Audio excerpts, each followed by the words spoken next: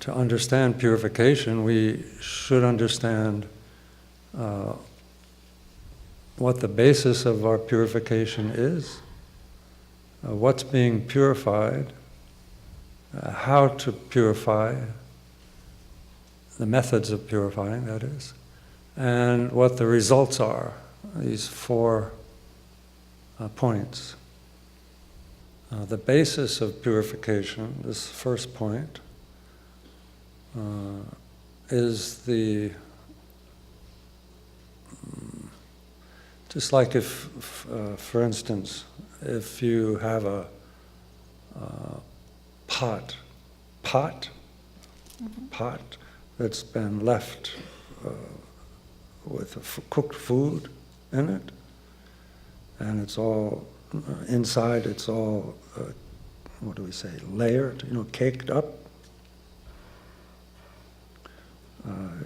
You have an understanding. In order to clean that, you need to have an understanding of what the basis for your cleaning it is. The basis for your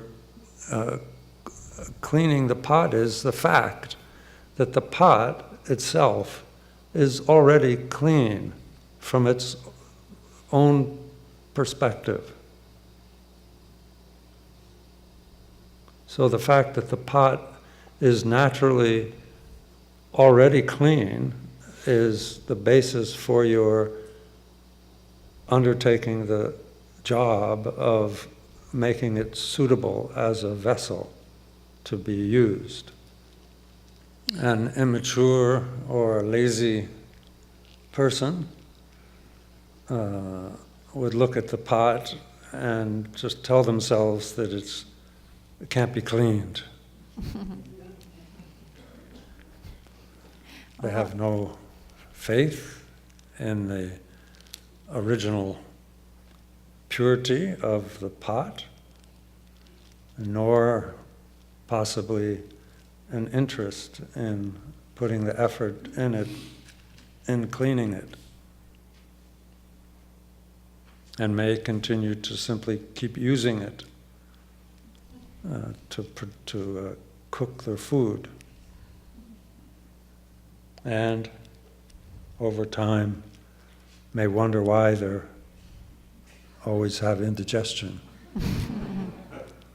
So the basis for purifying our mind, according to the Buddha's teachings, is that mind is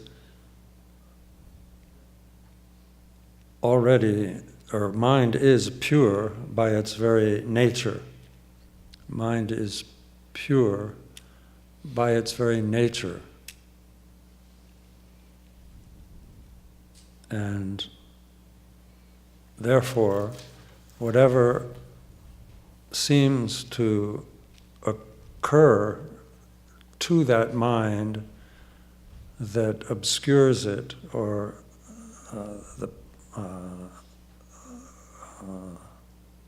veils the mind from being recognized in its pure state, that anything that all those factors that obscure our mind never change the natural purity of mind. Just like the burnt food, I don't know how long I can stretch this example, but as long as because the food never changes the shiny, if it's a stainless steel pan, it never changes the shiny stainless steel of the pan. And in the same way, no matter how much negative karma, no matter how much hatred and stupidity and delusion and all these other obscuring factors, no matter how much they've been they are in our mind, no matter how much they're in our mind and cause us suffering, they've never actually become part of the nature of mind. That's why the Buddha, having realized completely and perfectly that state of the purity of mind, that's why he said that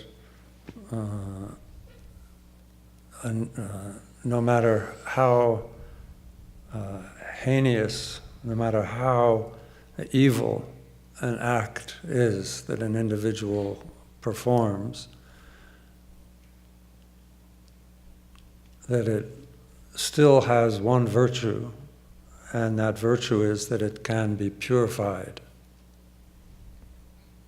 And to be saying that indicates this natural purity of the basis of purification.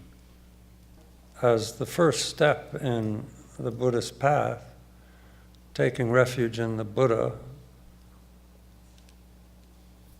means that you begin to trust that there is such a thing as the awakened state of enlightenment, that you begin to trust this natural, already perfected purity of mind. You hung this image behind me here of a Buddha Vajrasattva.